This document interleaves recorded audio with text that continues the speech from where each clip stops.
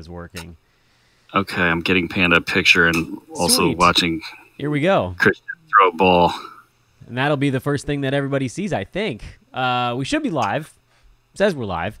This is the same thing every time. I don't trust it until I can see it with my own 2 eyes. So I'm going to just keep an eye on it, and there we go. All right. Okay, we're good. What's up, Brew? You're cutting a picture of Rodions. I'm sure I missed Rodion's Kurok is the player at hand. I'm doing careful work here. Okay. All right, yeah. What up, Dan? What up, Brew? Welcome to Fantasy NBA Today, everybody. This is not the official start of the show yet because I'm still actually booting up my recording software.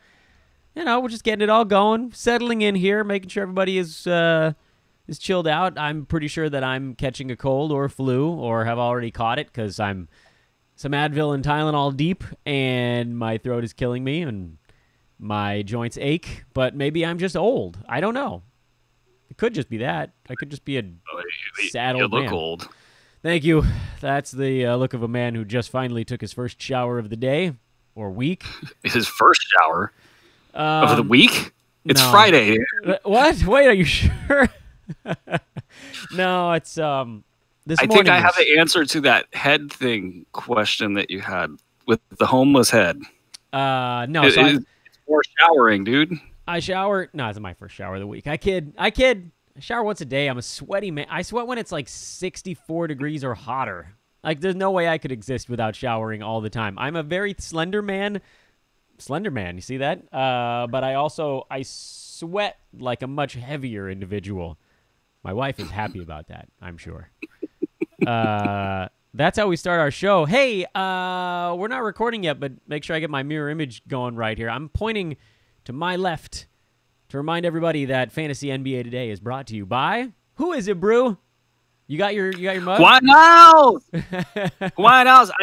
I have my Hawaiian House coffee. There you go. But I don't have any sort of paraphernalia to... the cups have not arrived yet. They're coming. They're coming. They got to come by boat. They're coming. That's right. They're coming across the ocean. Yeah. No. Man, talk about a great guy. Glenn over at Hawaiian Isles. I'm just loving this partnership already. Already we have a coffee winner. That's right. That's good news. Big news on that front. DraftKings wants to expand that contest. Oh, so what? What's it going to? Here's what we're looking at. We're looking at 100 entries now. Oh my God! So how does that change the prize pool? Because this is not me doing like a tee it up promo kind of thing. I legitimately don't know how this works. So the last one was 50. You're pissed off, Dan, because I knocked you out of the top 10 this week's contest. But someone else did too. I ended up 12th, so it wasn't just you. 2 of you had LeBron and pushed me out.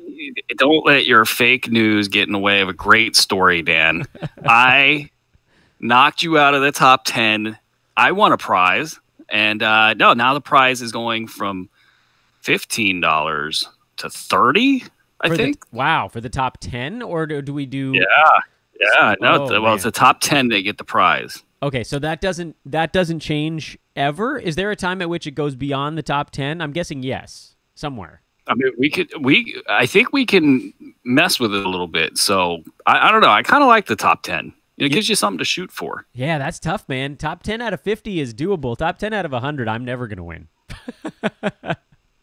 I've got no shot. You're the dead money, Dan. That's fine. I'll keep giving you guys. I'll keep ponying up just to sit at the table with the cool kids. But luckily, I got Mike Apatria who's helping me out. I've got my personal whiz kid who's going to guide me through this thing. I'm not doing any of that. I'm not talking with Mike. I'm not talking with John Schifferly. These are my picks. I'm just pointing and clicking. Someone should have steered me away from Marc Gasol. That's what cost me. He got a 20. He got a 20-point night on whatever it was, like an $8,000 purchase. And if I switched, Apatria was telling me that you just look for 5x.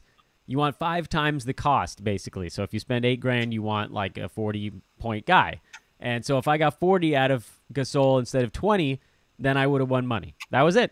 Because I had some really good ones in there. Like Randall was a great one. Jimmy Butler was a good one. I did a couple of smart things, but I had one glaring hole, and it cost me. And I tried to switch out Markieff Morris when I was moving out Chris Middleton, and I forgot to. When you change your lineup, you have to click apply, and then you have to click assign. I clicked apply, and I thought, cool, my work here is done. And then I went back 20 minutes later to realize I forgot to click the second button, and by that point, Markieff's game had started. So he was also a guy I wanted to move out, and I'm a little bit annoyed with that. But obviously, Gasol is on me. I'm still happy because I went from bottom 3 to 2 slots away from actually winning money, and that's every week on Wednesday, right? So help us fill that contest next week. Brew, you ready to do a real show? Because we actually had a trade go down right before we came on air today. I did not even know that. I raced to the studio. I said, "What up to Christian? What up, Christian?" And then I sat down with you. So who got traded? I will tell you when we come back. How about that? God damn. Yep. And we go silent for 5 seconds. We'll be right back with the official start of the show. Hold on.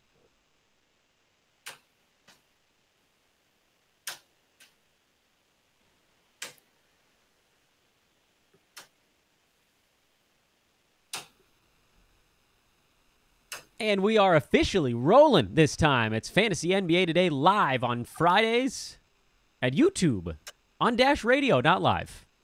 Just slightly delayed. And then whatever time you want to listen to us on traditional podcast channels. I am Dan Besbris. He is Aaron Bruski, the founder, the creator, the architect of Hoopball. And we've already said hello to one another because those that watch this show live on YouTube know we BS for a few minutes beforehand. But for those that are just joining us on the old-fashioned podcasting networks, good afternoon, Brew. Good afternoon to you, Dan. I just saw news of that trade. Mm-hmm. That is a hilarious little trade. That is a hilarious. I think that's the best way to describe it. I'm sorry to bring the show to a screeching halt in the 30-second mark, but George Hill being traded to the Bucks. Mm-hmm. Wow. Yeah, there you go. But wait a minute, you didn't mention who's going back the other way, Brew. That might be the biggest news of all. Come on, tell me who it is. I don't want to say it. Matthew Dellavedova is going back to the Cleveland Cavaliers, and 2 draft picks, which I can only imagine are like in the 50 to 60 range. One of them's a first rounder, actually, from what I saw, right? What? The first and a second in this. Are you? No. I'm pretty sure that was the first, and maybe things have changed because after like 15 minutes ago, I started to get ready to get this thing fired up to go on air, but I think I saw first rounder in 2021 and then a second rounder like this year or next year or something like that, or both of them were in 2021. Someone in the chat room can probably give us the final details since it just happened before we hit go.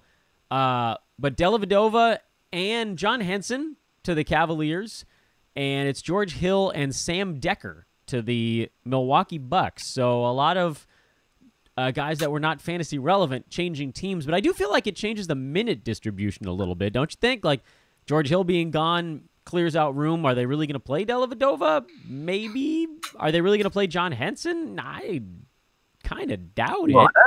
Henson's out for practically most of the year, so maybe they play Dellavedova. I mean, maybe they thought that Sexton couldn't handle having a veteran guard next to him. I don't know, man. The Cavs,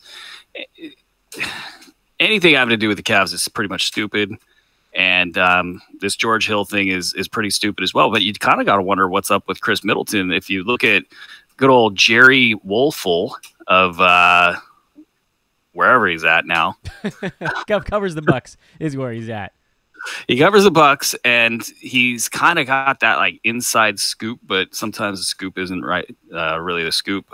Mentioned that the argument between Chris Middleton and Budenholzer was bigger than little. I don't know. So it might be a thing. So is this something for them to kind of back up any sort of Middleton issue that they have? I mean, Middleton's been one of the safest, best, easiest to own guys in fantasy this year.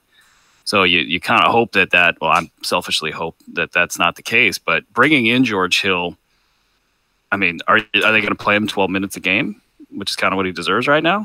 They're going to play him 24 minutes per game because they already got Brogdon who's playing well this year. Do you really want to cut into his minutes? You want to cut into Bledsoe's minutes? I don't know. It's a weird trade. Hello, everybody. Welcome to the show. Yeah, welcome to the show. It's leaping right into. Although this is what everybody asked for. They say stop doing things at the beginning of the show. Just get right into the fantasy stuff. So we did today. Seems to me the one thing that I'm looking at in this is with Sam Decker being moved out and John Henson not going to play much, if at all. That's one fewer big man for the Cavaliers. That's the number that's going in my head. Like the guard thing was a straight swap of guys that might play small minutes. I guess George Hill was playing decent minutes before he got moved. So it opens up seemingly some room on the Cavaliers side. Problem I've had, Brew, to this point at least, is with the way and I watch a lot of Cavs games because I keep expecting something to sort of break, to push anybody over the line. They've got all these guys with glaring fantasy holes in their fantasy games, with the exception, I think, you could argue, of like Larry Nance. So is this has to be a good thing for Nance, right? I guess Nwaba coming back, maybe he'd take some of those minutes away. But with Decker, he was the one that was sort of looming over Nance because he was starting in front of him before. Let me just be clear on who is being included in tradings. And so Decker, I mean, he's a non-factor. Well, there's a lot of non-factors here. Yeah, but Decker was starting before he got hurt. As I said, Decker was a non-factor. No, for himself, personally, yes. The Cavs they're a collection of really bad fan. I was interested to see Alec Burks. I'm just giving me the ball, and this is going to be my team. He could peak out at late round value. So that speaks to your issue with these guys not being great fantasy assets. Rodney Hood, who knows what's up with him? Even when he's good, he's a late round value. Sexton probably maintains late round value for the rest of the year and maybe even plods his way to some like top 100 value. It's just not, it's not good there. I mean, Tristan Thompson, he's going to have a great rest of the season. We'll see what Kevin Love does when he comes back. But there's I don't think this really changes much of anything for anybody, except I do wonder about Milwaukee adding George Hill. I mean, why do you bring in another ball handler that, you've already got 3 big time ball handlers there, 4 really. And that's, where does George Hill fit in all that? I don't know. It's a weird move if you ask me. Yeah, I mean, with Hill, I guess the hope is that he could continue to help them space the floor a little bit, but they've got a decent amount of that happening already there. They made those moves around Giannis. Giannis is the one guy that actually gets anywhere near the bucket on that team, so I don't know what the plan is there. My thought is, like, if a guy like Larry Nance is floating around, this at least gives him an easier path to play his 24 minutes a game until Kevin Love comes back. Because in talking to folks that watch the Cavs, their expectation is that Love is going to be the 4, Thompson's going to be the 5, and then guys like Nance and Nwaba, who could slide up, would actually play some of the backup minutes. So I don't know. It's been and actually, Brew, just talking to Kyle McEwen on yesterday's show, he was kind of like, look, sometimes dumpster fires are just dumpster fires. And that's what Josh Millman was saying earlier in the week, too. Like, we can keep trying to mind this thing and figure out what's going on, but at the end of the day, maybe it's just garbage. It is garbage. It's a Dan Gilbert special. Yeah. That's what it is. I mean, anything run by Dan Gilbert's not going to do well. Yeah. Did I mention that I don't like Dan Gilbert? Not too many people do. I don't know who does. Does anybody like Dan? I guess he did some stuff like to help revitalize downtown Detroit, but generally predatory lending is not one that people get behind too hard. All right, so that's your weird breaking trade going right into this show with a bunch of non-factors changing hands. We'll obviously keep watching these teams. This is, to me, like, you're not going to change anything on the Bucks. Maybe you see a couple minutes open up on the Cavs. Just from like a minutes standpoint, George Hill and Sam Decker were, when healthy, playing more minutes than John Henson and Matthew Dellavedova, who haven't seen the floor in weeks. I got a list of things to talk about today, Brew. I got some hot topics. I've tried to pare them down this time to just like 4 main big things to go over. Trying to give us a little more time to hit some questions from the chat room because there are a lot of them. But Before we get into any of that stuff, I want to remind everybody that this show is, as always, brought to you by Hawaiian Isles Kona Coffee Company. You can see it on the YouTube screen, but those of you listening and not watching live, check them out, hawaiianisles.com. You can also just search for their coffee on Amazon. Brew, you and I were talking before I hit the record button for the regular podcast that you're enjoying your Hawaiian Isles coffee as we speak.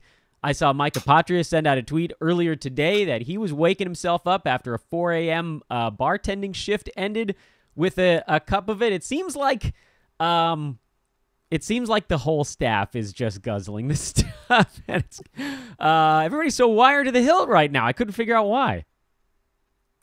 You got to be at this time of year, Dan. It's the holidays. There's a lot of stuff going on. People are, you got parties to go to. You got presents to buy. You got things to do. You're trying to keep up. It could be a busy season at work for you as well. So having a little bit of Hawaiian Isles Kona coffee, it makes the day go for me. And judging by the list of people that are going to be getting some Hawaiian Isles Kona coffee, it's going to be a bunch of us. So have you been thank you to Glenn. The sampler pack, have you been checking out a few different flavors so far? I've been barreling through it. It's been me and the wife. She went right into the vanilla macadamia nut. I've been having the what is it? The sunrise roast. It's the sunrise. It's sunrise. I have the box at my house, and it's very good. It's exactly what I'm looking for in a coffee, which I want something that's a little bit darker, bold. And, I'm not so much into the flavored coffees, though that macadamia nut coffee is very good, and I highly recommend it. It's not like the flavored coffees that you get with those other guys. I guess everything is rolling along okay here. I just wanted to double check and make sure things were working. But yeah, we're live on air. I saw something glitch up for a second, and I freaked out. HawaiianIsles.com, again, is the website. HI Kona Coffee is where you can check them out on Twitter. They're fantasy nuts. That's the part that made it so freaking sweet. Like, they love fantasy sports. They love fantasy basketball. Match made in heaven so far. All right, bro, I got some topics for you. You ready for some topics? I am. Though my compadre here in the studio just threw the damn basketball at me. And now I just beamed him with it. Attaboy. Do it to it, Christian. Make it so. We don't have to go hot seat today because I think I did a better job of keeping this thing together, sort of. Well done, Dan. Well, what place to start? As we hop on our Street Fighter 2 tiny 16-bit airplane tour of the country again. The Phoenix Suns is where we will begin because... Wow. Why you got to do that, Dan? Why? Because Rashawn Holmes I saw you started. tweeting about Phoenix like... I can't believe Josh Jackson just did whatever Josh Jackson just did. And I just kind of laughed. I was like, now you get the sickness, Dan. Now you get the sickness. Well, normally I just say it quietly to myself in the living room. And I was like, wait a minute. There's a social media platform for this. So I don't know. I took it to the world. He was brutal. Josh Jackson was brutal in that game. I actually liked the 2-point guards. I thought they played okay last night. I didn't get a chance to watch that one yet. And it's maybe a health reason thing. I can only watch so much Phoenix Suns basketball. Josh Jackson, man, that whole team, there's you got Igor Kokoshkov is getting into it with Mikal Bridges. That is weird. I mean, Bridges didn't come into the league known as a tough guy to work with. He's not really doing anything out there that's bad. And you got Josh Jackson out there just chucking the worst stuff that you could ever imagine, and he's replacing Booker, who that's usually his job, and TJ Warren's job to do that. Booker's fighting with Ayton, and I watched Booker chew out Ayton 2 games earlier, so if I had to pick where that came from, it was 2 games ago, and Ayton was a little late on an assignment on offense, but like, can you imagine having to listen to Devin Booker chew you out? Like, I would rather do anything other than that. Well, okay. So in watching yesterday's game, which also included Rashawn Holmes in the starting lineup because maybe DeAndre Ayton had a tummy ache, not entirely clear. The quotes on that are a little bit nebulous. Getting pulled after 3 minutes DeAndre Ayton to play like the next 20 minutes of the first half, and then Holmes getting to play a nice solid 15, 16 minutes in the second half. It's a very weird game. A lot of people went nuts and mortgaged the farm for DeAnthony Melton after he had the one big game. I tried my best to caution people, like, look, they've got 2 point guards. One of them is going to be better than the other one on any given night, and that's probably going to be the one who plays a little bit more, and that is what happened. And then, like you said, you talk about Bridges getting in a fight with a coach. His stat set is great, but his usage rate is crazy low. I mean, where does this go? My move, Brew, in all this was to just basically drop everything to go get Richaun Holmes. He seems like the only guy with the arrow pointed in the right direction pretty clearly. Whereas, I mean, you could make the argument that Melton's arrow is pointed up and maybe even a Kobo, but it gets pretty murky after that. Yeah, it's very murky. I mean, Trevor Ariza dealing with a hamstring. And here's the other crazy thing. Nobody has control of Booker. When you gave control of the franchise to Booker, even though it was under Ryan McDonough, which was probably under the guidance of Sarver, when you gave control of the franchise to a 19-year-old, which is classic Suns, you would put up with stuff like right now, he has this really bad hamstring injury, and he continues to go out and work out in pregame like his full workout. And you look at him and he's not 100%. So this is a guy that could really stand to be on the shelf for a couple weeks, get healthy, and then come back and play in the Suns' lost season. But nobody's able to tell this guy no. And so he could quite literally re-injure himself 3 times, wouldn't shock me. And then you would have this gaping hole that's left by when he's out, because his team doesn't know how to play basketball at all, but they currently function as a team that plays off of Devin Booker. So when you take Booker out of the equation, you take Warren out of the equation, they don't know where to go. They don't know where to stand. They don't know where to throw the ball. I mean, that game against the Kings was just like, I mean, you were just watching like a CYO basketball team that just had no idea what they were doing whatsoever. So, I mean, finding beneficiaries in that type of a mess. I would think if those 2 guys were out for any prolonged period of time, and if they were to trade Trevor Ariza, eventually the new core would figure out ways to play, and that would be fine. Right now they're in a little bit of limbo, so it's hard to find those beneficiaries. The point guards are going to alternate. They'll ride the hot hand with the Kobo and Melton. You are going to have Booker come back. Warren functions like a point guard, even though he doesn't pass. You got Jamal Crawford there handling the ball. Ariza's functioning like a point guard. He catches the ball and he tries to make a move. And that's not exactly Trevor Ariza's game, but he figures I'm on the Suns, so why not? And it's a total mess there. You got Josh Jackson. It doesn't matter who's on the court. That guy's going to get 14 shots off, even if he's playing 10 minutes per game. So it's a classic Suns mess. I do think that Holmes is creeping up towards 18-minute per game territory. That is enough for me to want him on my fantasy teams, because I just believe in the player. And I mean, he's outplaying DeAndre Ayton right now. So that in its own is its own little unique situation. The number 1 overall draft pick has a good offensive game. He's getting completely ruined by the Suns because nobody knows how to pass on that team. He's turning into a chucker himself. He's getting some good defensive stats here and there, but he can't move defensively. And he's not really bothering a ton of shots defensively. So he's become a one-dimensional offensive player on a team that has plenty of one-dimensional offensive players. And you look at a guy like Holmes, when Holmes gets in, he sets ball screens, people start getting downhill. You start seeing that roll to the rim, somebody tags him, the person that tagged him left their man open at the 3-point line, and the Suns can develop easy shots off of that. So it's no surprise that they play better with Holmes. And so I think that trend will continue. I think there could be some sort of thing that happens, whether it's either an injury or they start playing those 2 guys together, or they cut Ayton's minutes down to right at the 30 mark. I don't know if they'll go beneath 30 because that would make people look too bad, but I think Holmes gets that 18 minutes, so I like him on my fantasy squad. Yeah, that's the direction I was leaning as well. Next stop on our league tour de force here is the Chicago Bulls, who are finally starting to get healthy. We saw Lauri Markkanen now back for a little under a week coming into today. Chris Dunn and Bobby Portis are waiting in the wings. This team, this situation, a team to have this many important guys out for such a long time, it brings me over to, and it's not the same thing by a long shot, but a parallel I can draw is the Minnesota Timberwolves Jimmy Butler trade when they brought in guys that seemingly should supplant people that were already there. And we knew it was going to happen with Rob Covington, but then we had this Taj versus Dario Saric battle where we could try to read the situation and say, you know what, Taj is a Tibbs guy.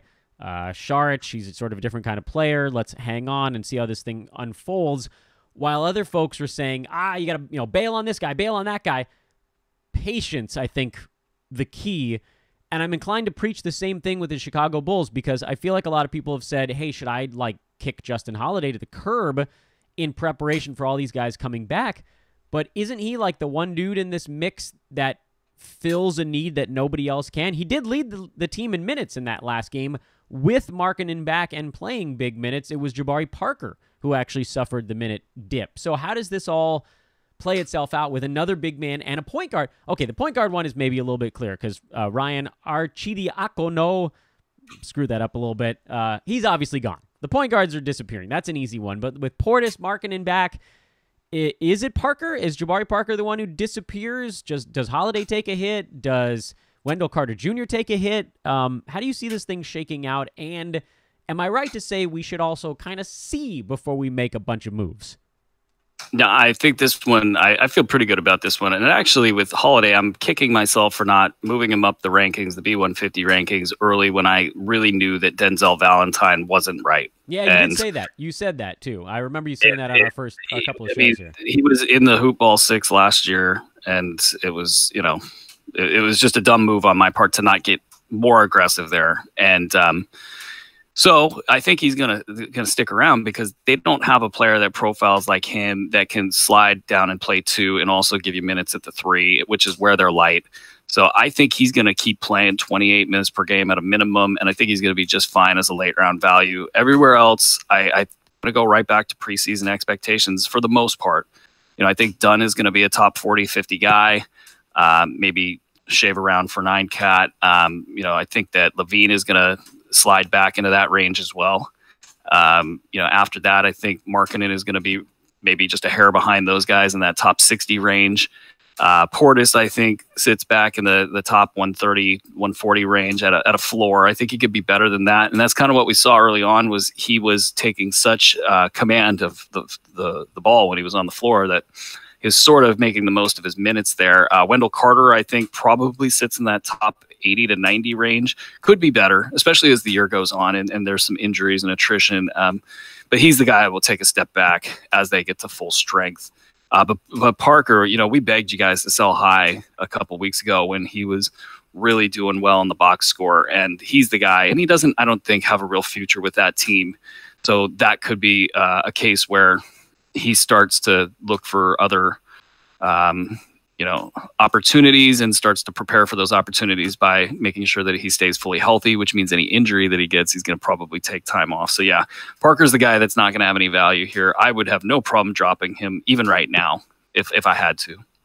Next stop on our tour, the Washington Wizards, who things haven't changed a whole lot in the last week. We saw John Wall miss a game, and that made things a little bit clearer. Kelly Oubre has had 2 better games in a row. Is there enough consistency there to keep sitting on him? I'm sort of trying to convince myself that I should in hopes that somebody gets traded, but it could also take all year for that to go down. Thomas Bryant is a guy you mentioned. He had a good game. Is he a 12-team guy, a 14-team guy? And then is there any room for Satoransky here as long as John Wall is playing? Those are my 3 questions on the Wizards. I don't think the first question came through, but the Thomas Bryant to me is I don't want to say lucky. I added him in at least 3 teams last week with those 190 player pools and functioned like 14-team leagues. I think he's going to possibly make his way up to the 25-minute per game range, in which case I think he would function like possibly a top 80 guy. You want to really give these guys extra berth that get you big man stats, especially in today's NBA where those are getting to be less and less proficient. He is really the only option there. I don't think Jan Mahimi is going to make it. That his body is just too busted up. He's too old. So Thomas Bryant's the guy that I'm looking at there. Elsewhere, Oubre is a mess, but he's going to be productive during these times where guys are off the floor. I think he's probably in the top 100 range, on a go-forward basis. Satoransky can get he's on the fantasy radar right now. He's not going to be somebody you can play when John Wall's healthy. But that said, this whole John Wall thing is like a ticking time bomb. The defense he played the other night that got passed around the internet it's really inexcusable. So if you do that and your teammates clearly are on Twitter and they know that you did that, something's got to give there. And that could be that he takes time off due to an injury to make sure that his knee stays healthy. It could be, something way worse where they try to shake it up and maybe get rid of a player. And that might also open things up for Satoransky. I'm looking more in that injury range where Wall kind of gets fed up. Maybe his knee starts acting up. I think the reports locally too are a little bit instructive. They say that it's not like he's not working hard. It's just that he has really bad habits. Like defensively, that stuff, if you're naturally a bad defender and you do this stuff anyway, and you're also pissed off at everybody and everything, then that stuff's going to be worse and worse. So he's working hard. I think there's something to the knee taking away the elite athleticism that he's had, that now he has to resort to a lot of stuff on the floor that, looks like an older player. And so he could, if the knee is acting up or if the knee has prohibited him from training the way that he wants to train, maybe he gets a little selfish and says, hey, look, I got a big, long contract here. I need to take some time off during this dumpster fire. And that's where Satoransky's value kicks in. For me, I look at Satoransky on the wire and I don't go, what can he do for me right now? I go, hey, this guy could be really good if the reins get passed to him. And he would be a top 75 play at that point. So he could be useful right now in a very low-end capacity, but then also provide you that upside down the road. Last team I want to do here on our tour before we take some questions, and this one is not an easy one, and it is the Miami Heat. Every time there's something else going on. Although this time it sounds like good news. Hassan Whiteside leaving for the departure of a child. That's excellent. So congratulations to the Whitesides. Bam and Kelly Olynyk, I assume, must start guys while Whiteside is out. And I was inclined to say Olynyk was a startable guy even when Whiteside was around the last 2 weeks. Let's start with the big men. How do you feel about Bam, Kelly, and Hassan? Assuming that indeed Whiteside does come back from the birth of his child and things sort of go back to the way they were. How do those three guys stack up for you?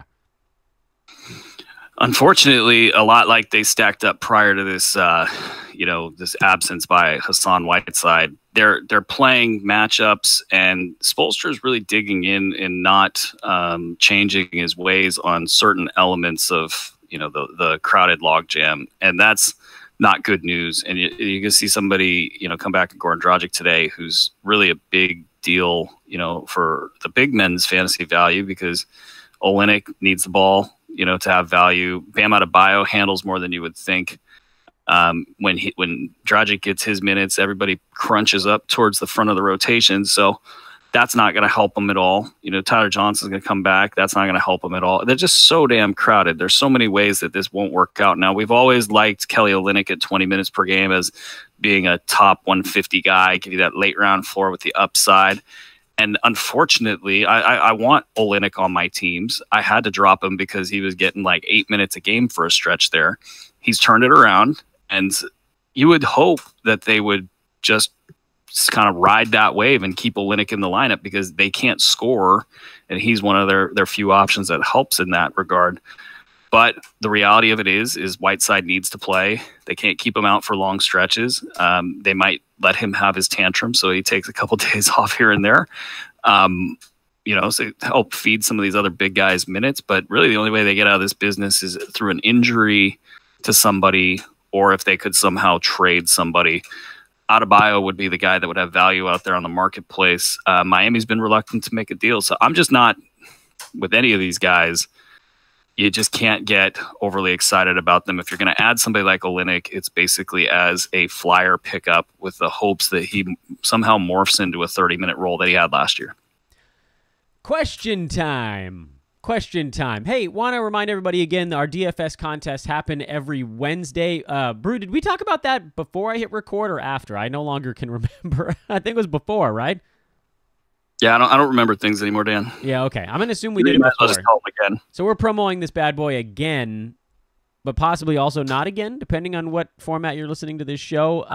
DFS contest. Beat the expert with DraftKings. Our expert, of course, is Mike Apatria, who's been playing very well in those DFS contests. That's every got Wednesday. Third place last time. Yeah, he was one spot away from winning coffee. But he got third place. That, to me, that's the pride involved. Yeah, a good finish for Apatria. That is. It's hard to be the expert. It really is hard to be the expert. You have to crush it. You got to crush it every time, or people nail you. Beat 50 people. Otherwise, everybody's like, you didn't win the whole thing. Although I think I might be number one in the NFBKC. So hey now. Maybe it's not that hard. Maybe this is a humble brag too. Yeah, I mean, Tom Petty did write a song called "It's Good to Be the King." It is. I'm saying. No, but good job, Apatria. And this contest is fun, man. I'm really enjoying it. It's sort of rekindled my not love for DFS, because I don't know if I ever really loved it, but I've never really gotten into it. And I've got a lineup tonight, and I should say it. I should say it right now. And you guys can copy me if you want. Actually, don't copy me. It would just suck if we win the whole thing and then we got to split this prize. I would be pretty angry at somebody if they did that. But anyway, it's Curry, Jackson, Butler, Adebayo. I'll do this. I'll leave one player out. Walker, Simmons, Muscala, and a player to be named later. Player to be named later. You elusive. And you'll never, ever guess that player. No. Well, maybe they will, because if they plug all the other guys in, they'll see exactly how much money is left, and then they can try to figure out like what weirdo fits. You got 19 minutes to figure it out. Get on it, people. Yeah, and that's only for the live listeners. Those of you listening after the fact, this is long since old news for you. But yeah, it's been a fun contest with our buddies over at DraftKings. And Mike, I managed to get 12th place. Brew, you actually were in the money in that last one on Wednesday, and you were telling me before we went to our true podcast showing, and those of you watching on YouTube, you heard this already, that the contest is actually expanding next week. It is. We're going up to 100 entries, and I think that's just really big for everything we're trying to do here in the DFS realm. A lot of stuff I can't talk about, but just building out the content side and really rounding our fantasy community out. The 2 season-long and DFS communities are a little bit separate. Our background's in season-long and probably always will be, but DFS is really a big emerging field, and it's definitely something that we're looking at internally for our long-term planning. So building that side of the community out is a big deal for us. This has been a great conduit for that, to just kind of have a low impact thing that we do. So when you guys get in there and you play these $3 entries, it just helps us with DraftKings. They're really enjoying us. Our contact over there, a guy named Trey, is just a really good guy. So between Trey and DraftKings and Glenn at Hawaiian Isles, and the fact that we're able to give out free, not hoodies, I'm wearing a hoodie right now, but like free t-shirts, free coffee. So it's been fun, and I think it's rekindled a little bit of my love for DFS as well. And I'm super glad it's on Wednesdays, because the previous week we had it Friday going into this live show, and I had Devin Booker as a late scratch, and I just had to wear it because I was trying to host this freaking thing. That's so stressful. It was stressful. And now on Wednesdays, at least, usually the kid is napping during that hour, either on me or elsewhere, so I can putz around with my lineup a little bit. And I just need to remember I got to hit that damn apply button twice, or it doesn't actually work, and then I'll be upset forever. Question time. Let's throw Brew into the hot seat here. I don't know. Sort of. We're in semi-lightning round mode. We still got, I think I got about 22-ish. No, a little bit more than that. Like 25-ish minutes left on the clock here. So we got some time to answer some questions. Jack says hello. Hello, Jack. No question. He just said, hey. It's like Uncle Leo here to start off the chat room. Jim Collins, good afternoon, gentlemen. Rest of season on Bobby Portis? Well, we actually covered that earlier in the show. So look at that. We knocked out a question without even knowing it was a question. What is the top stash candidate from this list or some other suggestion? So that opens it up to everybody. But the list is the following. So let's go from these guys. Thomas Bryant, Mitchell Robinson, Kevin Knox, Kevin Huerter, or Mikal Bridges. Who's your favorite stash guy from that list of, how many did I just say? 5 names. I think it's got to be Robinson, because, he's getting it done right now. And I think it's hilarious. I mean, he gets like 17, 18 minutes a game, hasn't really moved into anything special, but he's going to get those 2 blocks no matter what.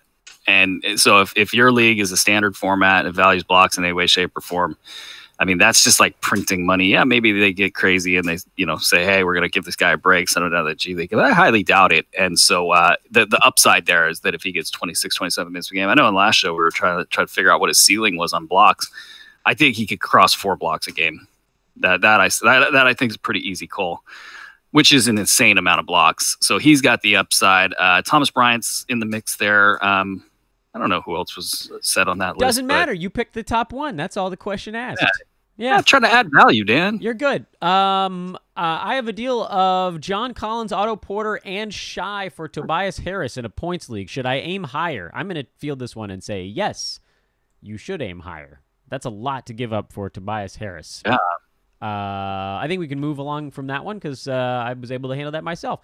Who would you rather have the rest of the season in a 9-cat league? Etuan Moore or Rudy Gay? I'm on Team Gay with this one. You too?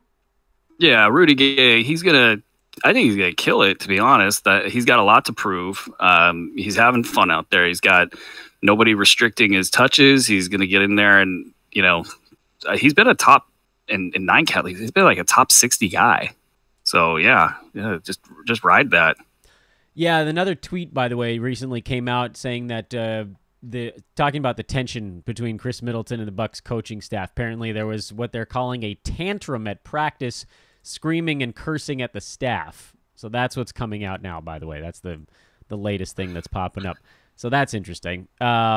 Future Laker Chris Middleton, 9-cat Roto rest of season rating 3 guys. What do you think about these 3 guys? Juancho, Richaun Holmes, Kelly Olynyk. Let me guess. I'm going to see if I can guess. You got Richaun at the top, and then you got Olynyk 2 and Juancho 3 because Will Barton's only a couple weeks away. Did I get it, or did I flip-flop the second and third ones?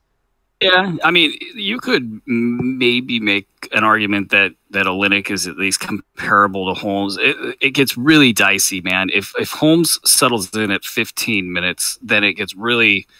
You're just talking about a luxury stash, and then the question is Ayton going to get hurt, or is there going to be a light bulb moment with the Suns staff where they've realized that Holmes is arguably a better player and give him more minutes? That might not happen. It doesn't seem likely, in my opinion. I'm hoping that he could get to the 18-minute mark. In my leagues, that plays. It might not play in a lot of 12-team leagues. I think it plays, though, if you have weekly lineup, if you're in a weekly lineup league, and you can reserve him for 4-game weeks, I think it absolutely plays. Then you have your stash value as well. Olynyk might, because of Hassan Whiteside, at any point in time, if Whiteside gets hurt or whatever have you, Olynyk can climb up pretty quickly. So it's closer than you'd think. But I'm going to go Holmes and then Olynyk and then Juancho. I got it. I win. Julie says... Beyond next season and beyond. This is a hard one, so we'll do our best our can. When we got these massive lists, it does get a little bit complicated. So I'm going to try to simplify the question a tiny bit. There's a list of names: 1, 2, 3, 4, 5, 6, 7, 8 names. No, we're not going to do an 8-player rank fest here. Apologies, that's just crazy. But I will ask you this, Brew. Of the 8 names I'm about to list, who are maybe your top 2 or 3 as dynasty targets or dynasty players? Okay, so we're gonna go dynasty for a top couple. Jaren Jackson Jr., Jamal Murray. I'm throwing those out at the beginning because I have a feeling they're gonna make your list. Buddy Hield, SGA, Domantas Sabonis, Montrezl Harrell, Chris Dunn, Terry Rozier. Did I guess JJJ and Jamal Murray right as dynasty targets at the top of that list? And if so, who else out of those remaining names is up near your top? JJJ is probably the top name there because we just don't know what his ceiling is. I mean, I could see him being a top 10 guy one day. So that I don't know that we can say that for anybody else. Where after that, I think there's a pretty big gap in the tier.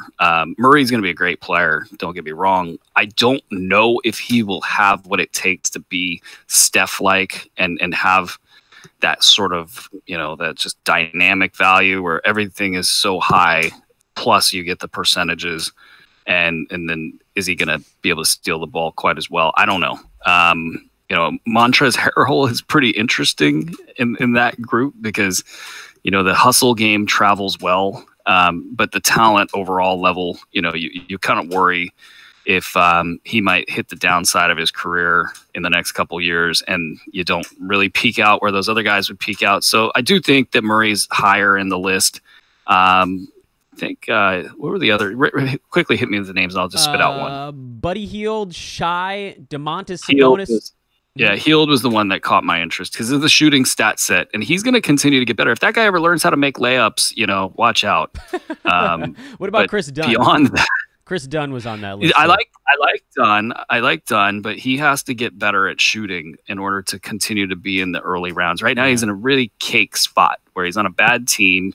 Yeah, he plays with a couple ball hogs, but he has to get the shot figured out to really be a consistent, to really threaten the top 30s. So I think he's behind Jamal Murray. I would go Murray 2, Hield 3, and if you wanted to put Hield 2 and Murray 3, I wouldn't fight you on it.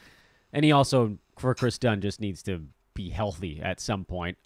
Melton versus Okobo. Are you picking either one of these guys? For me, no, I'm not. I'm not picking him, but just give me Melton because I couldn't believe I watched Elliot Okobo play the way that I watched him play the other night. Dan was holding Darren Collison. Brew was okay with the drop. How do you guys see it now, especially given Depot's weird situation? For me, nothing's changed really on that one. Yeah, I'm kind of in the same spot with him. If Tyreek Evans was sent, packing, that would really help out Collison a lot. But if Oladipo comes back and Collison, he has to take it up a notch for me to be a must-own player. But you do know what you're getting there. I understand where you're coming from with this, Dan.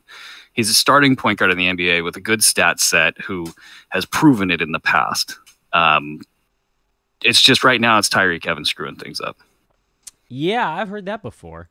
It's been a couple years, but I've heard that before. Otto Porter, Gary Harris, Jonathan Isaac. From the first two, who's the best asset now, and who is the best asset in a dynasty format out of any of the three of them?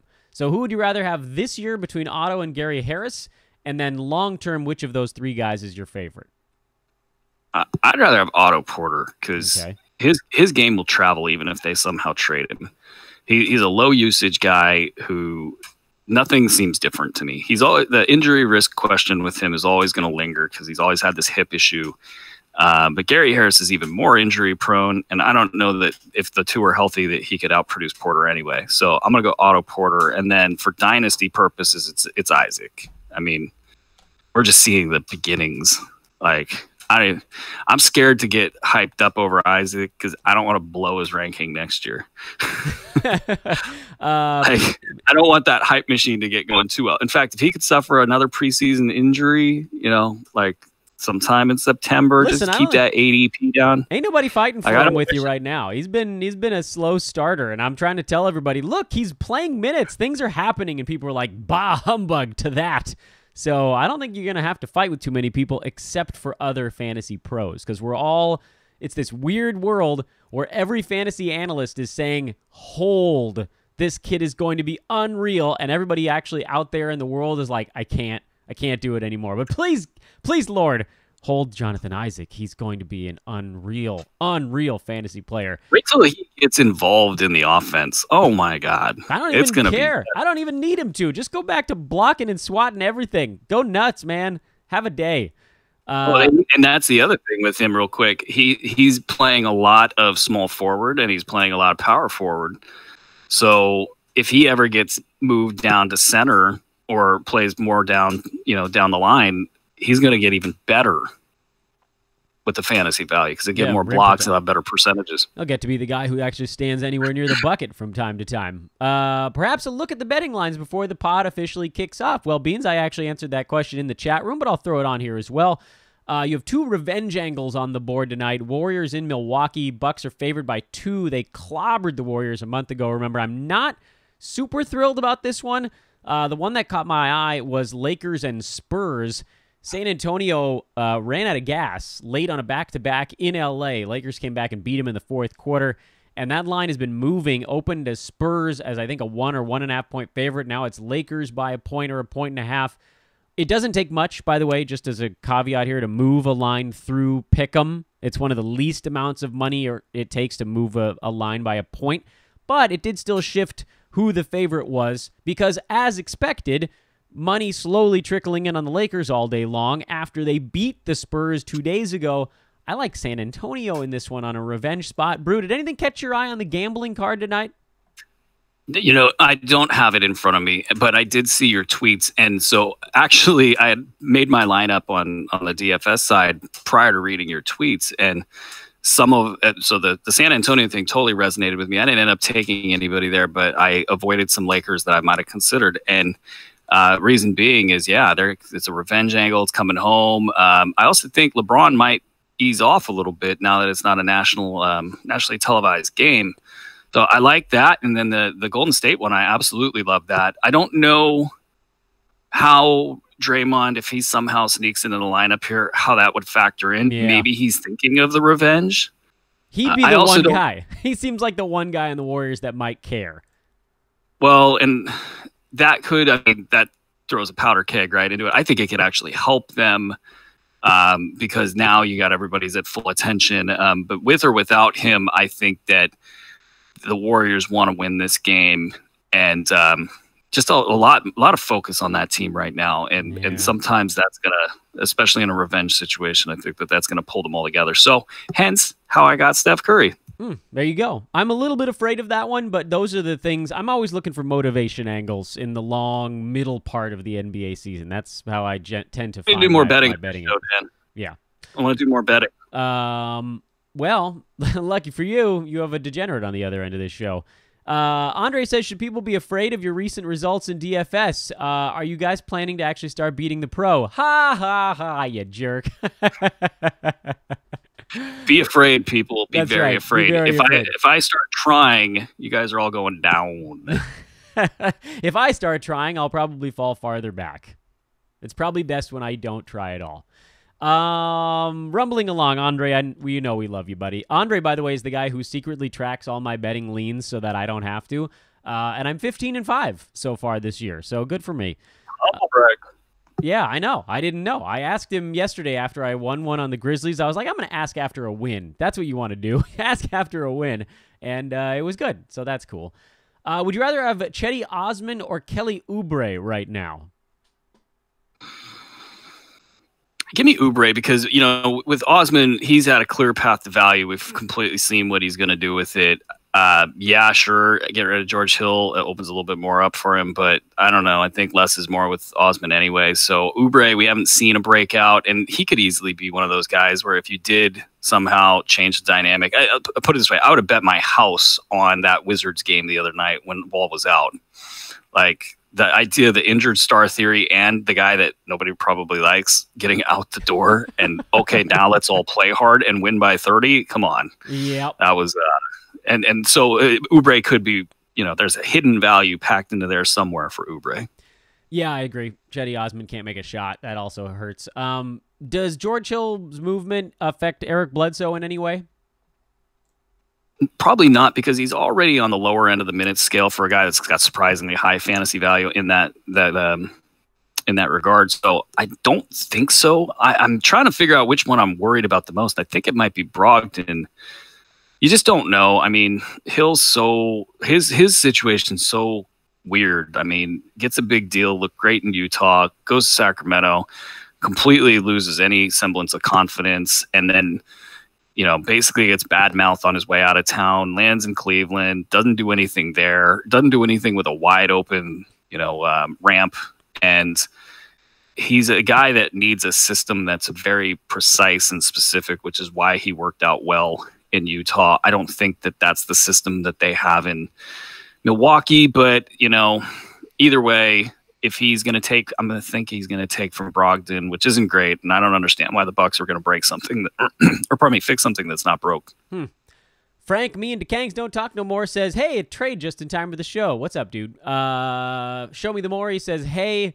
Jim Collins says, hey. Frank says, hey. All the good stuff. Everybody's talking to one another, and that's cool. That's right. Bruce says, hey. And that's fun for me because I can just scroll a little bit farther down. 16-team league. Should I use... Hey. Oh, sorry. Should I... Was that Fat Albert?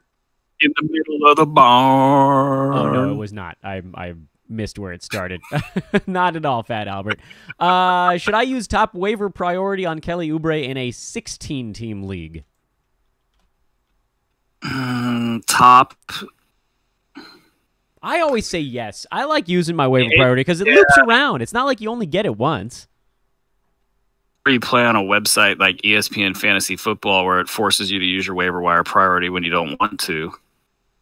Sorry, personal thing. I'm pissed. No, I mean, okay, so Oubre right now is startable in that format. So, I mean, I think whenever I see start-worthy players, when you know they're start-worthy players, get available on the waiver wire, there's some pretty big bids. I'm going to say it's definitely an option. It's not something to poo-poo. I'm with Dan here. Go for it. Yeah, screw it. Fire screw away, it. man. It'll come back around. You're not going to get that top waiver priority back, though. I don't think it's coming all the way back around. I don't know. I'm in leagues where everybody's doing stuff all the time. I'm like, I bounced from 12th to 5th in like 2 weeks. So I'm just like, I'm using it up, man. Screw it. And the people in front of me, if they never really use theirs, then I can... You're stressing, Dan. Huh? I can tell. You're stressing. I love There's it. a league you're stressing it. I'm in pretty good shape, actually, in a lot of spots. I'm not paying attention to the Hoop Ball League, which I shouldn't admit. I tried to punt, and it didn't work because Dwight Howard's butt basically meant that team is done for. And so, yeah, the other ones where there's cash on the line, things are in pretty good shape. Like you doing good? Yeah, I think just thinking through my head, I totally retooled one team with a punt assist build. My two main roto formats, I think I've got myself slated out to be third place or higher in both of them. So, anything can go at that point. Yeah, and then I've got my weirdo home league where who the hell knows? It's like volume scoring, but my team's pretty good in that one too. It's been a good run. Good season so far. Matthew Dellavedova, is there any chance he works his way into fantasy value? I'm going to say no. No. Nah. Who wins? A 2 for 2. Eric Bledsoe and Tobias Harris one side. Damian Lillard, Will Barton is the other. Give me the Dame side. Yeah, give me the Dame side because he's got that high-end value. It might work out to be equal, but there's a little bit of risk on the Barton side. I mean, that's a serious injury. I think so far it seems like everything's working out. But yeah, I want the high-end player there. Would you drop any of the following 4 guys to pick up Bobby Portis? Those 4 names are John Isaac, Noah Vonleh, Derrick Rose, Shai Gilgeous-Alexander. Would you drop any of those 4 guys to pick up Bobby Portis? I don't think I would. I don't think I would either. I mean, I'm tempted to say Derrick Rose because injury risk. Rose has turned a page. He's become a different player. He's in a perfect place for him. It couldn't have worked out better for him. And he's had a couple slow games lately, so you worry about the injury thing. And if they ever got smart and didn't fashion their offense around Derrick Rose, which I don't know if that's a really good strategy for them anyway. But yeah, no, I don't know if I'm going to drop. If it's anybody, it's Rose. And we are officially now at the 7-minute mark. So, Brew, it's time for me to put you into the the lightning round. Production value here, man. I want to hear some like swords clenching and some, maybe like a scream. No, if I played any sound effect, it would just be Herbert from Family Guy. It's the only one you're getting on this show. You ready for the lightning round, Brew? Dude, you want me to be able to talk in these situations? Yeah, they don't let me do that. You guys gotta. I mean, if you ever get a chance to listen to Dan do that for like 30 minutes straight, you might find you have laughing muscles that you never knew you had. Or you might find that you don't want me around your children. There's 2 possible outcomes to this scenario. I'm not allowed at the playground anymore after saying, "Should I push you on the swing set, little Kyle?" So Connor says, Did you see the report the Wolves might bring in Fred Hoiberg? Can you even believe this nonsense? My answer to that is, yeah, come on, of course. It just seems perfect for the NBA. It also seems like total BS. What do you think? I mean, hell, I've seen, rumors, unsubstantiated rumors. I haven't heard anything that's reportable, but like, Dave Yeager or probably in Minnesota has popped up on, certain. I forget where I saw that. It just, to me, it was like, yeah, I figured that rumor was going to come soon because he's from Minnesota and you got the whole Kings thing going on there. Yeah, no, that's possible. But in Mick world, watch it. Here's the thing: if the Wolves make the playoffs, I think you get another year of Tibbs somehow. Yep. Robert Covington saving jobs right now. Rudy Gay. Oh, wait a minute. This question already came up earlier. Henry, we got you, man. Show hadn't started yet. You don't need to ask it twice. Should I start Jonas Valanciunas or JJJ tonight? Huh. Well, considering tip-off is like right now, I would have gone JJJ. Is Memphis playing today? I guess they must be if that question came up. I don't remember seeing them. Yeah, they're in New Orleans. Yeah, no, they're playing today. Yeah, okay. I thought maybe I had missed something. Let's see. What was? I'm waiting for my coffee that I won for beating the expert. Frank, that was you? Attaboy. Well done, my good man. Yeah, nice. Frank won. Yeah, well done. And then I forget who got first place in this one. Our new podcast guy, JC, actually won first place on the last one. So we got some familiar names. We got shirts and coffee in the mail. Mm-hmm. And we'll send out more on Wednesday of next week, so stay tuned for all of that. Looking for some confirmation bias here from the chat room. Beans. I was offered Smokin' Joe for Jeremy Lamb and Danny Green. I countered with Justin Holiday and Danny Green. That got denied. I'm standing my ground. I'm not sure what the question is here. I guess, Brew, would you trade... Which side do you like there, Smokin' Joe, or the other side is Jeremy Lamb and Danny Green? Isn't Jeremy Lamb ahead of Smokin' Joe right now? He is.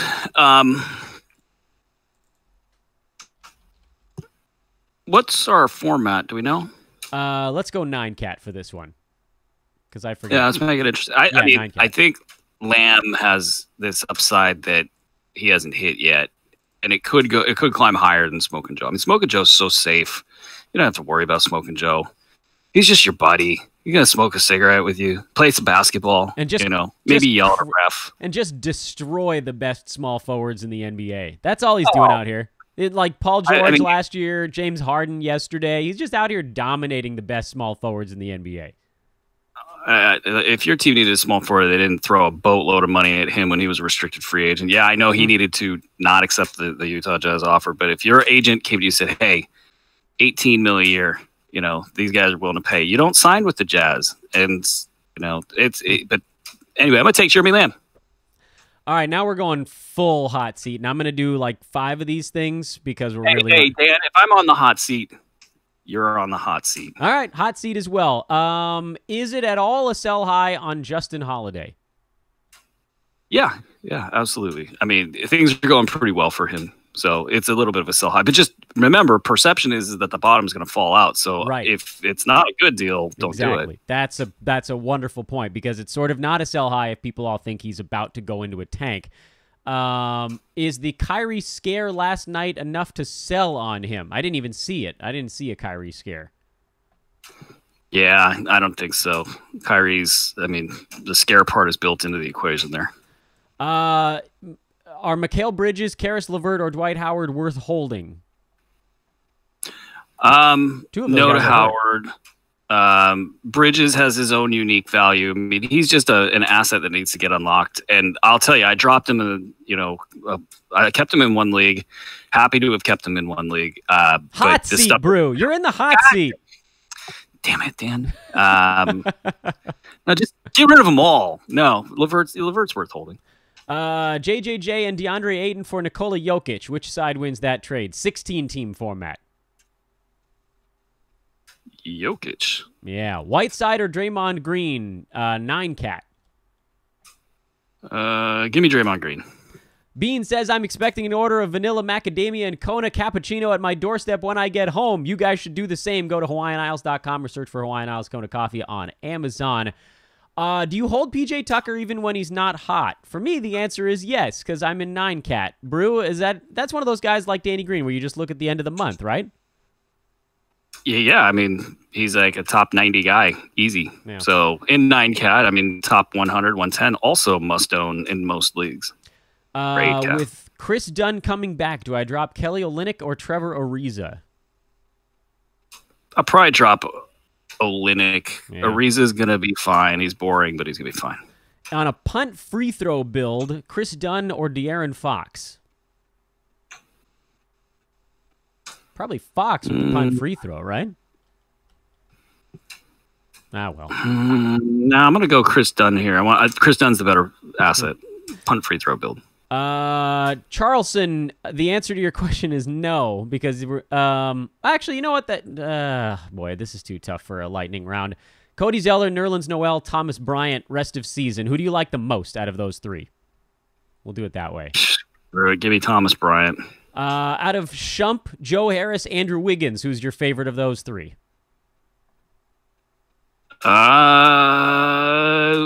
We need a nickname for Joe Harris. But I'll take Joe Harris. It's not Smoking Joe because there's only one Smoking Joe. No, this is Lumberjack Joe.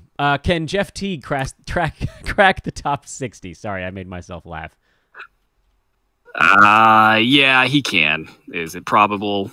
He's probably 55-45. Should I drop Should I drop DeAnthony Melton or Mikal Bridges to pick up Thomas Bryant? Melton.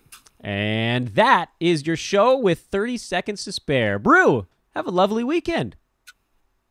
I shall. You have a lovely weekend as well, Dan. It has been great talking with you. It's literally all the time we have left on this pod. Thanks for the questions, everybody. This is Fantasy NBA Today. Back at you on Monday with a reverse chronological lightning round. He's at Aaron Bruski on Twitter. I'm at Dan Besbris on Twitter, at HoopBallFantasy, at HoopBallTweets. Go to hoop-ball.com. Check out all the good stuff.